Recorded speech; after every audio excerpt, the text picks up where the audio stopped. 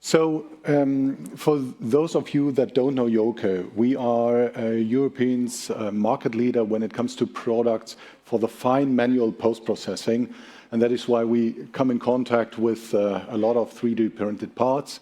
What we experience every day is when we visit our customers is that those who do the printing shop, especially when we're talking about SLM or SLS, that they know quite well about the risks and that they get in contact with powder. So they wear full protective gear, they wear breathing apparatus to make sure that they don't inhale the powder. That knowledge about the risks seems to get completely lost when you go a step further into the post-processing. And there you see people doing the post-processing with very little or no protective gear at all. What the operators are not aware of is that the risks for them are much, much higher than for those doing the printing job. And that is because while doing the post-processing, they produce fine dusts. The risks for the operators are quite various, starting when working with metal. Of course, when you produce sparks, you don't want to get in contact with. Then you always have powder remains. It doesn't really matter how good your depowdering process is, you will always have some remaining powder within the structures, and as soon as you start the post-processing, it will fall out. But that is only one and a little part of the problem. What's more severe are the fine dust that you produce. And they are highly respirable, they go deep into your airways. Since your body isn't able to get rid of those, they stay in your airways, move from there through your whole body and cause severe damages. And then when you're working with reactive material, you also have the risk of ignition or even detonation.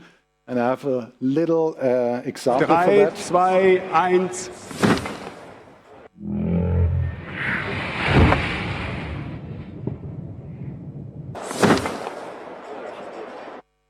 So that was a dust explosion merely with flour. Now imagine this with a highly reactive material, for example, aluminium, that will cause much damage. And I collected some famous example from German media about dust explosions where people got hurt or even killed. And I can assure you, everyone that produces or sells SLS or SLM 3D printers knows a few horror stories about dust explosions. Let's switch back to the fine dust.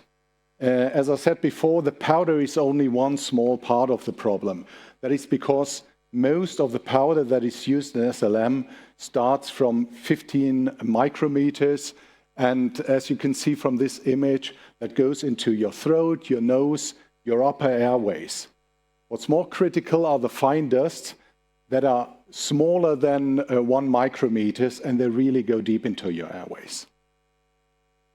The long-term risks that they cause are, first of all, skin irritations from the contact with the powder, but more severe are the airway diseases, and that starts from asthma to even black lung. And since the particles stay in your body and move through your body, they can cause cancer in very different organs. So you can't be too careful about this subject. And that is why the German accident insurance laid down the 10 golden rules how to deal with dusts and fine dusts. And the first, very practical, is prevent dust formation at any cost. For those who do SLS or SLM, that is not really an option. You have to deal with the dust. And I can tell you, you can do all that and still not be safe.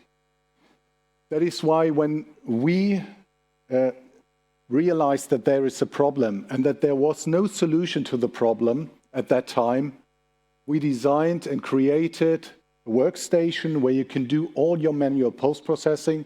Everything that comes after depowdering, you can do it in, and that 100% safe. Even when working with reactive material, all dust is sucked away immediately and anodized in the back, so you don't have a problem for your health, for your safety.